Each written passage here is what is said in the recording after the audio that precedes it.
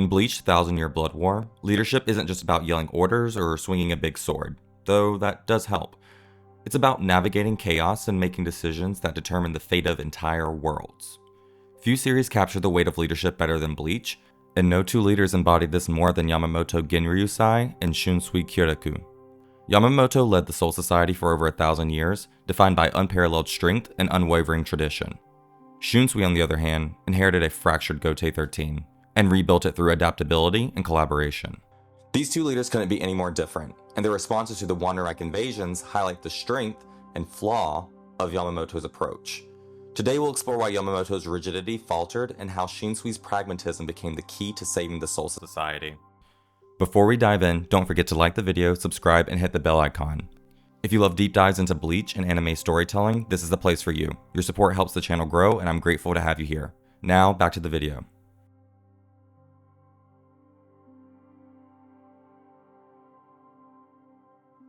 Yamamoto wasn't just a leader, he was a living monument. For over 1,000 years, his strength and discipline defined the Soul Society. His Bankai, Zanka no Tachi, was less of a weapon and more of a force of nature, capable of incinerating everything in its path. Yamamoto's leadership was rooted in tradition. Karl von Clausewitz's concept of absolute war, resolving conflict with overwhelming force, perfectly describes his philosophy. The Gotei 13 under Yamamoto mirrored his values: discipline, independent, and strong. His captains knew their roles, and even enemies respected the mere idea of him. And while Yamamoto valued tradition, he didn't ignore innovation. He valued progress that aligned with upholding the mission of the Gotei 13, to protect the Soul Society. This is evident with setting up the Kyoraku Cour to develop new techniques, and Kisuke Urahara's contributions, which he valued. However, characters like Mayuri Kuretsuchi, who challenged ethical boundaries and traditional values, were merely tolerated because of their results. This focus on order and strength worked in peacetime. But war isn't predictable, it's chaotic, and Yamamoto's rigidity left little room for anything else.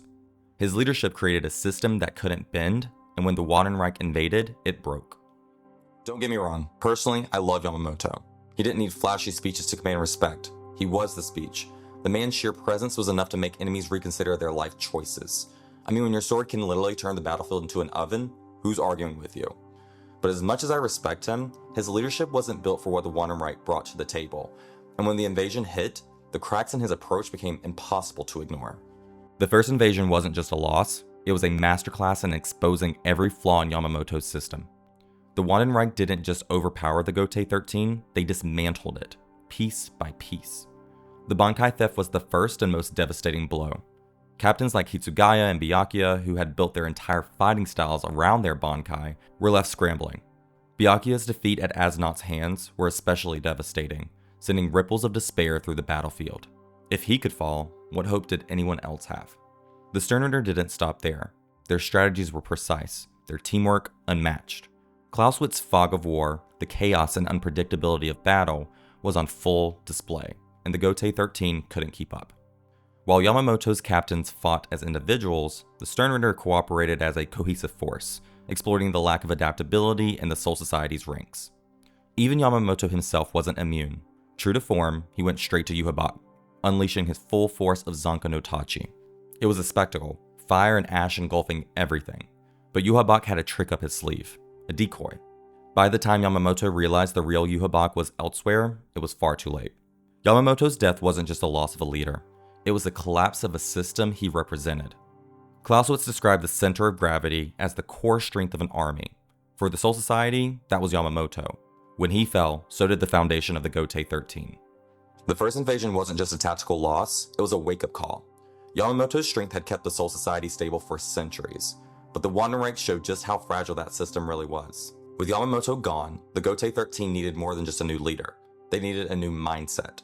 Someone who could step away from tradition and build something that could survive a modern war. Enter Shunsui Kyoraku.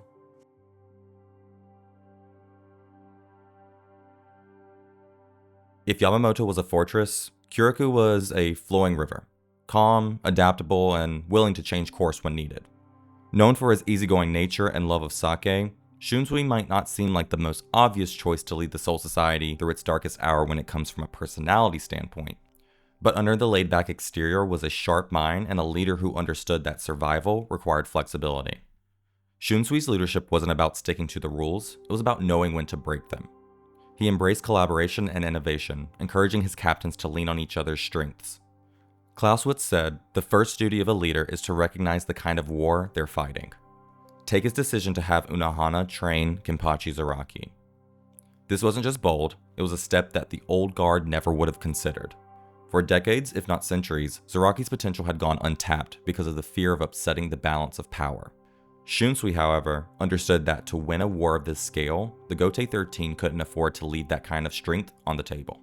It was a decision rooted in his ability to prioritize progress over preserving tradition. Shunsui also knew when to bring in outside help. While Yamamoto still kept Kisuke Urahara at arm's length, Shunsui embraced him as a key ally. Urahara's countermeasures against the Sternritter's Bankai theft were essential to leveling the playing field. What set Shunsui apart was his ability to balance pragmatism with empathy. He understood the emotional toll the war had taken on his captains and worked to rebuild morale. But make no mistake, he wasn't afraid to make hard decisions when it mattered. Shunsui wasn't just leading the Gotei 13, he was reinventing it. His adaptability and willingness to make tough calls brought the Soul Society back from the brink. But the second invasion was going to test him like never before. This time, survival would require his boldest move yet, releasing Sosuke Aizen. The second invasion wasn't just a battle, it was a test of everything Shunsui stood for as a leader. And at the center of all this was his boldest and most controversial decision, releasing Sosuke Aizen. Let's pause for a minute and appreciate the audacity here. Aizen wasn't just any prisoner, he was the prisoner. The man who betrayed the Soul Society, tried to become a god, and nearly succeeded. Trusting him was risky to say the least, but Shunsui wasn't making this decision lightly. Shunsui understood Aizen's motivations better than most. Aizen had no love for Yhwach and even less interest in bowing to anyone. His ego alone made him a reliable, if dangerous, ally.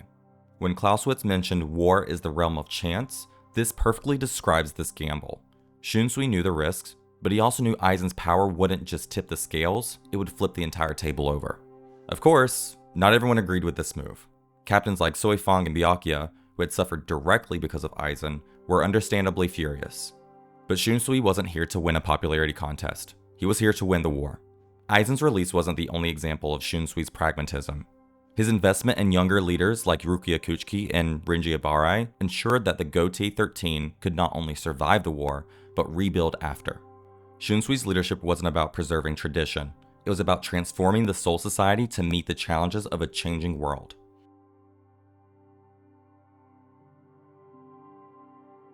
The contrast between Yamamoto and Shunsui revealed two very different approaches to leadership. Yamamoto's strength and discipline built the foundation of the Soul Society, keeping it stable for centuries. But as the first invasion proved, even the strongest foundations can crack under the weight of change. Shunsui's leadership was the antidote to that rigidity. He embraced adaptability, collaboration, and tough compromises, even when it meant making controversial decisions like releasing Aizen. Where Yamamoto relied on order and tradition, Shunsui prioritized survival and growth. What makes their story so compelling is that both leaders were right for their time. Yamamoto's unyielding strength defined an era of stability, while Shunsui's flexibility ensured the Soul Society could survive the chaos of the 1,000-year blood war. Together, their legacies show that leadership isn't about one approach, it's about knowing when to change. As Bleach 1,000-year blood war nears its conclusion, one thing is clear. Soul Society survived because it could evolve, and that evolution was made possible by leaders willing to embrace both tradition and transformation. If you've enjoyed this breakdown of Yamamoto and Shunsui's leadership styles, don't forget to like, subscribe, and share your thoughts in the comments below. Which leadership style do you think was most effective? Let's talk about it. Thanks for watching, and I'll see you in the next video.